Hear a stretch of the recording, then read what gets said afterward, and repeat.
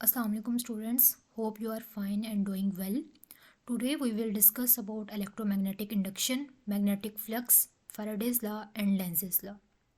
Let's start from magnetic flux. Flux is basically rate of flow of energy, particles or field across any surface. Field can be electric field and magnetic field. As we have studied in the electric flux, number of electric field lines passing through a surface, that is electric flux. Similarly, magnetic flux is number of magnetic field lines passing through a surface. Mathematically we can express it phi is equal to b dot a.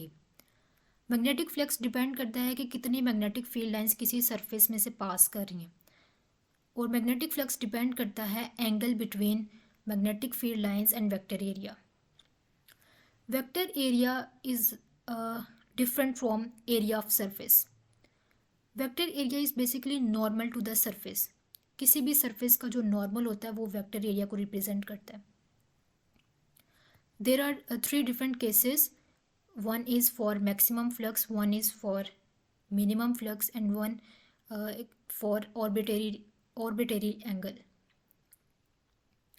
For maximum flux, consider that there is a loop of wire and we place this loop of wire perpendicular to the magnetic field lines. एक loop of wire है, इसको हमने magnetic field lines के perpendicular place किया है. अब इसका जो वेक्टर एरिया है वो नॉर्मल टू द सरफेस है. एन कैप रिप्रेजेंट कर रहा है वेक्टर एरिया को. वेक्टर एरिया और मैग्नेटिक फील्ड लाइंस में जो एंगल बन रहा है that is 0 degree, and we know that cos 0 degree gives maximum value. तो जब हम किसी भी सरफेस को परपेंडिकुलरली प्लेस करते हैं मैग्नेटिक फील्ड लाइंस के, तो हमें मैक्सिमम फ्लक्स मिलता है. जब सरफेस को मैग्नेटिक फील्ड लाइन के पैरेलल प्लेस करेंगे तो इस केस में जो वेक्टर एरिया और मैग्नेटिक फील्ड लाइन में जो एंगल बन रहा है that is 90 degree. Cos 90 gives minimum value, तो इस केस में हमें 0 फ्लक्स मिला.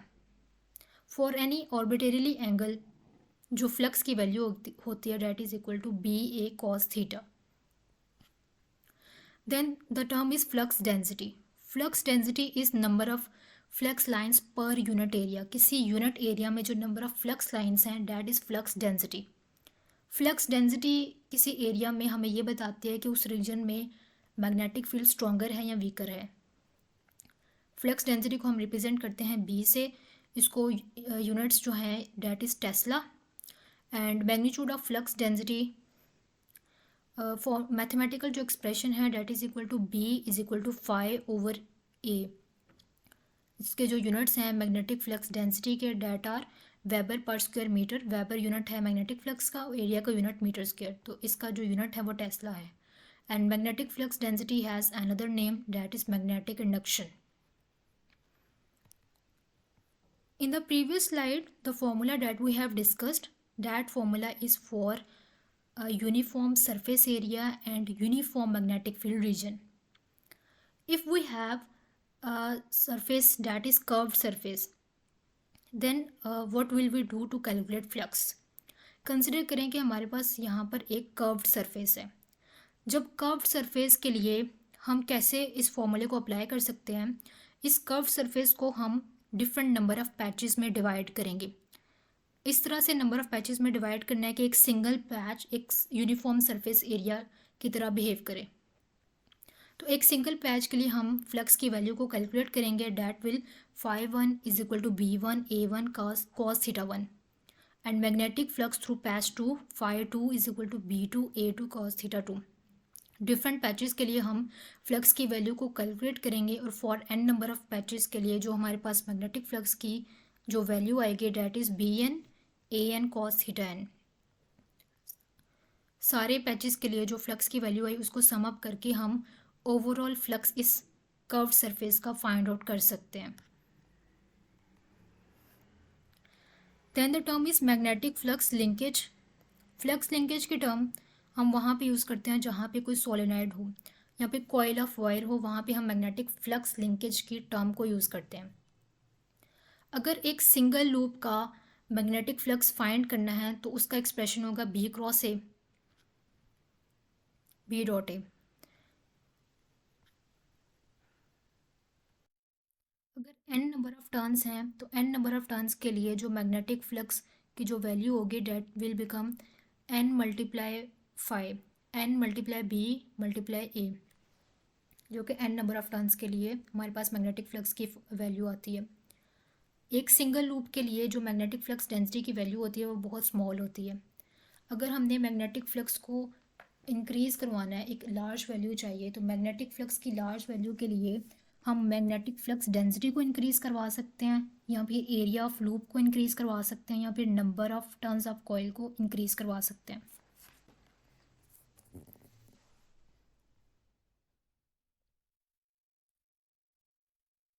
Next topic is Faraday's law of electromagnetic induction. As we have studied in the previous topics that current carrying conductor produce magnetic field across it. तो Faraday ने observe किया कि जब एक current carrying conductor magnetic field को produce कर सकता है तो मैग्नेटिक फील्ड करंट को प्रोड्यूस कर सकती है या नहीं। तो फैराडे ने एक्सप्लेन किया था इलेक्ट्रोमैग्नेटिक इंडक्शन को कि जब हम किसी भी कंडक्टर में से मैग्नेटिक फ्लक्स को चेंज करवाते हैं तो उसकी वजह से उस कंडक्टर में करंट इंड्यूस होगा। जब हम फॉर एग्जांपल हम एक रॉड लेते हैं, कोई कंडक्टिंग रॉड लेते हैं, उसको हम एक्सटर्नल मैग्नेटिक फील्ड के रीजन में प्लेस करते हैं। जब हम एक रॉड को एक्सटर्नल मैग्नेटिक फील्ड में मूव करवा रहे हैं तो जब रॉड मूव कर रही है इट्स मीन उसके अंदर जो चार्जेस हैं वो भी मूव कर रहे हैं। And we know that moving charge produce magnetic field. जब एक एक्सटर्नल मैग्नेटिक फील्ड में मूविंग चार्ज की एक अपनी मैग्नेटिक फील्ड थी और एक एक्सटर्नल मैग्नेटिक फील्ड थी, जब दोनों फील्ड्स इंटरेक्ट करेंगी तो मैग्नेटिक फोर्स प्रोड्यूस करेगी, तो जिसकी वजह से रॉड की एक साइड से चार्जेस मूव करके दूसरी साइड की तरफ जाएंगे, जिसकी वजह से एक साइड रॉड की एट लो पोटेंशियल हो जाएगी और दूसरी वाली साइड एट हाई पोटेंशियल होगी। जब दो डिफरेंट पोटेंशियल क्रिएट हो गए, एक हाई पोटेंशियल पे एक लो पोटेंशियल पे, तो एक ईएमएफ इंड्यूस हो जाती है उस कंडक्टर में से। ईएमएफ बेसिकली क्या थी, कोई भी बैटरी हो सकती है, कोई भी सेल हो सकता है जिसके दो डिफरेंट टर्मिनल्स हों, एक हाई टर्मिनल हो एक लो टर्मिनल हो, तो चेंजिंग मैग्नेटिक फील्ड की वजह से उस रॉड के अंदर एक ईएमएफ इंड्यूस होती है। तो इसका जो मैथमेटिकल एक्सप्रेशन होता है that is EMF is equal to minus N delta phi over delta T. Delta phi over delta T is rate of change of magnetic flux and N represent कर रहा है N number of turns of coil को। Negative sign यहाँ पे represent कर रहा है कि जो इंड्यूस करंट है वो चेंज इन मैग्नेटिक फ्लक्स को अपोज करेगा। इंड्यूस करंट क्रिएट हुआ था इंड्यूस्ड ईएमएफ की वजह से, जो इंड्यूस करंट है वो मैग्नेटिक फ्लक्स के जो चेंज है उसको अपोज करेगा। इसको हम एक्सपेरिमेंट से देख सकते हैं। फैराडे ने एक एक्सपेरिमेंट परफॉर्म किया जिसमें एक लूप ऑफ वायर है और एक बार मैग्नेट है। यहाँ डायग्राम सी से आप देख सकते हैं कि जब एक बार मैग्नेट और लूप ऑफ वायर में कोई रिलेटिव मोशन नहीं है, लूप ऑफ वायर भी at rest and bar magnet is also at rest, तो इस केस में गैल्वेनोमीटर ने कोई डिफ्लेक्शन शो नहीं की, कोई मूवमेंट शो नहीं हुई। डायग्राम ए में आप देख सकते हैं कि जब बार मैग्नेट को मूव किया अपवर्ड मूव करने की वजह से इस कॉइल के अंदर फ्लक्स चेंज हुआ। पहले इसमें से कोई फ्लक्स पास नहीं कर रहा था, जब फ्लक्स इसमें चेंज हुआ तो magnetic change in magnetic flux की वजह से इसमें एक ईएमएफ इंड्यूस होती है। उस इंड्यूस ईएमएफ की वजह से इसमें करंट इंड्यूस होगा और गैल्वेनोमीटर एक डिफ्लेक्शन शो करता है। जब हम इस बार मैग्नेट को मूव करवाते हैं डाउनवर्ड तो अगेन मैग्नेटिक फ्लक्स इस कॉइल में से चेंज होगा और मैग्नेटिक फ्लक्स के चेंज होने की वजह से एक इंड्यूस ईएमएफ क्रिएट होगी जो कि इंड्यूस करंट को प्रोड्यूस करेगी। और इस दफ़ा जो करंट प्रोड्यूस हुआ है वो ऑपोजिट इन डायरेक्शन है, due to which deflection is also in opposite direction. It's mean that changing magnetic flux through a coil induces an EMF in it.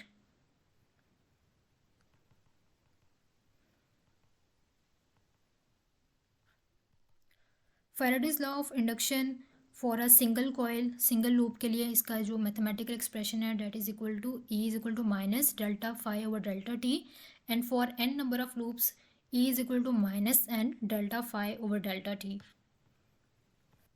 Faraday's law की जो एप्लीकेशन है वो lie करती है इलेक्ट्रिक जनरेटर्स में। Electric generator एक ऐसी device है जो कि मैकेनिकल एनर्जी को कन्वर्ट करता है इलेक्ट्रिकल एनर्जी में। इलेक्ट्रिक जनरेटर में क्या होता है, एक लूप ऑफ वायर होती है, इसको एक्सटर्नल मैग्नेटिक फील्ड के रीजन में रोटेट करवाते हैं। एक्सटर्नल मैग्नेटिक फील्ड प्रेजेंट होती है और उस एक्सटर्नल मैग्नेटिक फील्ड के रीजन में इस लूप ऑफ वायर को रोटेट करवाते हैं, इसको मैकेनिकल एनर्जी देते हैं।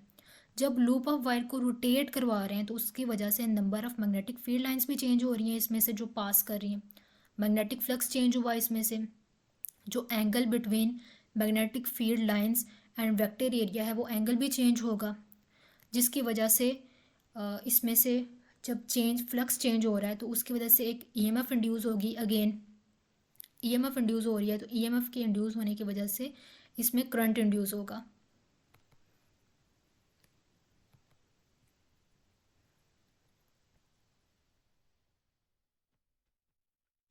जो इलेक्ट्रिक जनरेटर के लिए जो ईएमएफ की जो वैल्यू आती है वो हमारे पास इक्वल होती है N B omega I sine omega T.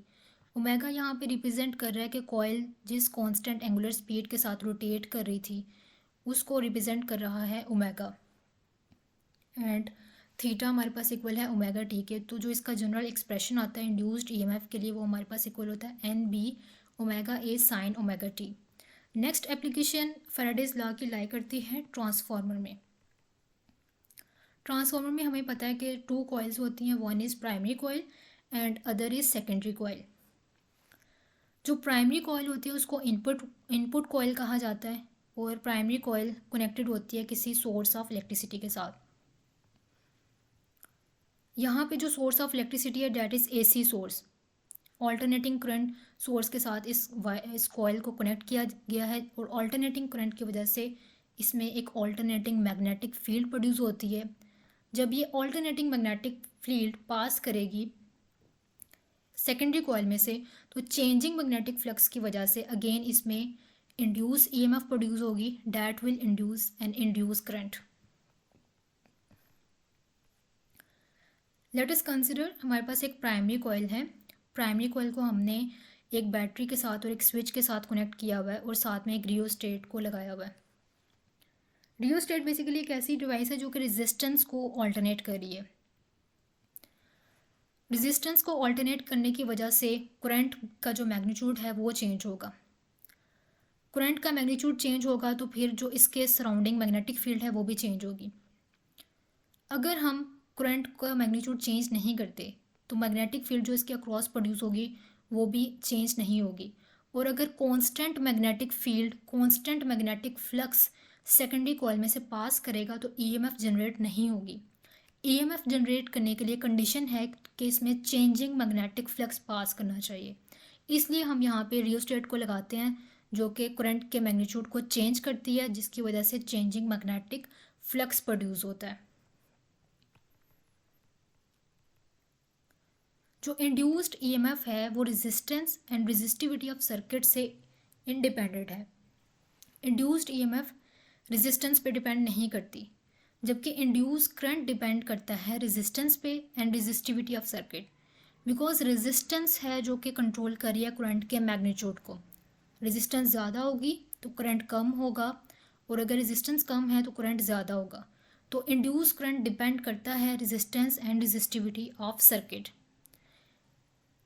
Induced EMF produce कब होती है, जब फ्लक्स चेंज होता है, लेकिन इंड्यूस करंट फ्लो करेगा जब सेकेंडरी सर्किट क्लोज होगा। जब लूप क्लोज होगा तो उस केस में करंट फ्लो करता है।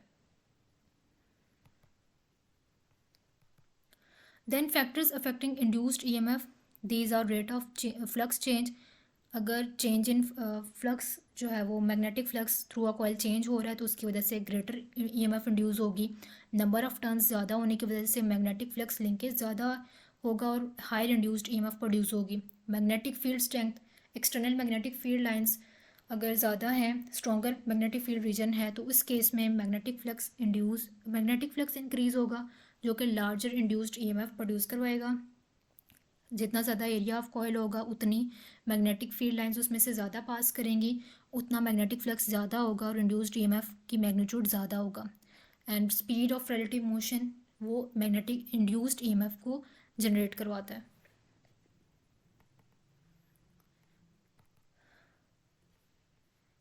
Then we will discuss about Lenz's law. Lenz's law क्या एक्सप्लेन करता है कि इंड्यूस जो मैग्नेटिक फील्ड है लूप ऑफ वायर में वो अपोज करेगी change in magnetic flux through the loop. Consider करें कि हमारे पास एक बार मैग्नेट है। जब हम एक बार मैग्नेट को लूप की तरफ मूव करवाते हैं तो उस लूप में से मैग्नेटिक फ्लक्स चेंज होता है, मैग्नेटिक फ्लक्स इस लूप में से इंक्रीज होगा। जब मैग्नेटिक फ्लक्स इंक्रीज हो रहा है तो इसमें एक ईएमएफ इंड्यूस होगी और वो ईएमएफ इसमें एक करंट को इंड्यूस करवाएगी। वो जो इंड्यूस करंट है वो अपने काज को अपोज करेगा। जो बार मैग्नेट है उसने इसके अंदर मैग्नेटिक फ्लक्स को इंक्रीज करवाना था, जबकि इंड्यूस करंट अपने काज को अपोज करते हुए इसमें मैग्नेटिक फ्लक्स को रिड्यूस करवाएगा। सिमिलरली अगर आप बार मैग्नेट को अवे मूव करवा रहे हैं तो इसमें से मैग्नेटिक फ्लक्स डिक्रीज होगा लूप ऑफ वायर में से, जबकि इंड्यूस करंट जो इसमें से प्रोड्यूस हुआ है चेंज इन मैग्नेटिक फ्लक्स की वजह से वो अपने काज को अपोज करवाते हुए इस लूप में से मैग्नेटिक फ्लक्स को इंक्रीज करवाने की कोशिश करेगा। तो लेंज़ेस लॉ इसी चीज़ को एक्सप्लेन करता है कि induce current always opposes it's cause. Consider this experiment. एक हमारे पास एक सोलेनॉइड है, इसको हमने गैल्वेनोमीटर के साथ कनेक्ट किया हुआ है।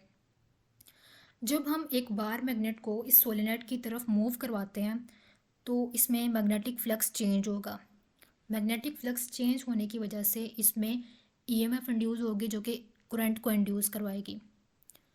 सोलेनॉइड के केस में हमने पढ़ा था कि चेंजिंग जब इसमें से फ्लक्स चेंज होता है तो ये इसमें करंट इंड्यूस हो रहा है, तो इट्स मीन कि जो सोलेनॉइड है वो एक्ट करती है लाइक अ बार मैग्नेट।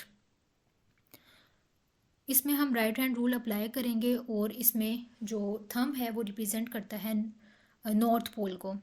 तो जब इंड्यूस करंट अपने काज को अपोज कर रहा है, इट्स मीन कि जब हम बार मैग्नेट को मूव करवा रहे थे टूवर्ड्स द कॉइल तो इंड्यूस और इसमें से मैग्नेटिक फ्लक्स को इंक्रीज करवाना चाह रहे थे, जबकि इंड्यूस करंट ने अपने काज को अपोज करना है और मैग्नेटिक फ्लक्स को कम करवाना है।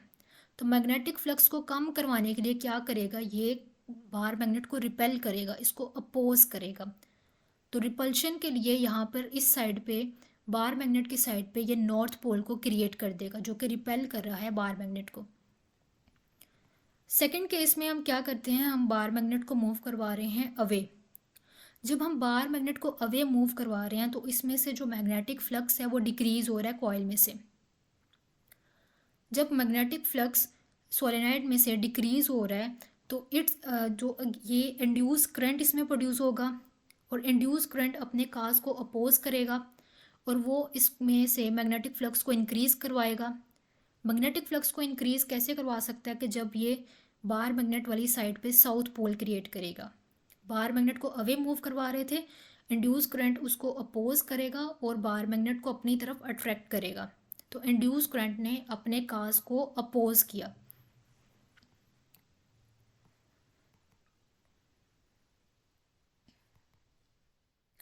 नेक्स्ट हम डिस्कस करेंगे Lenz's law and law of conservation of energy के Lenz's law of conservation of energy को कैसे एक्सप्लेन करता है।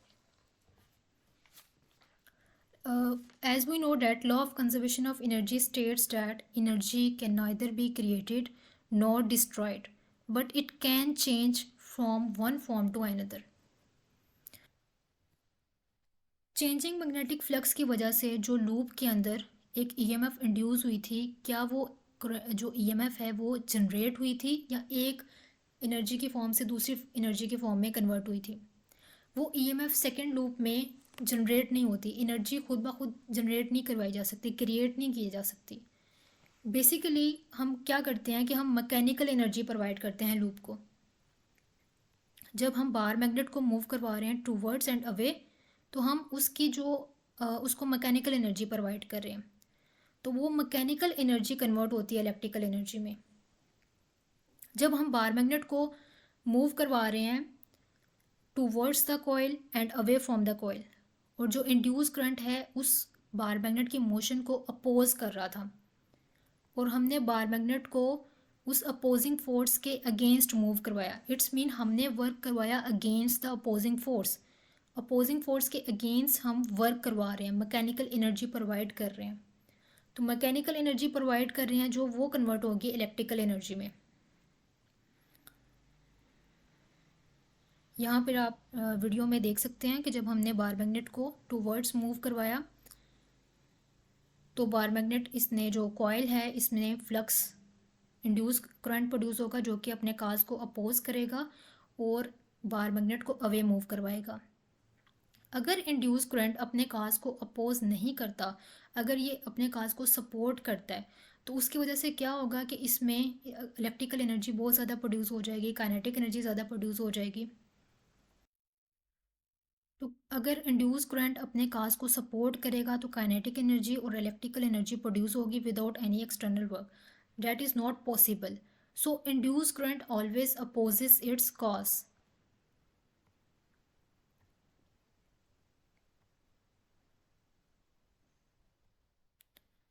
तो यहाँ पे जो लेंज़ेज लॉ है वो law of conservation of energy को एक्सप्लेन करता है कि एनर्जी ना तो क्रिएट हो सकती है ना डिस्ट्रॉय हो सकती है, लेकिन एक फॉर्म से दूसरी फॉर्म में कन्वर्ट हो सकती है।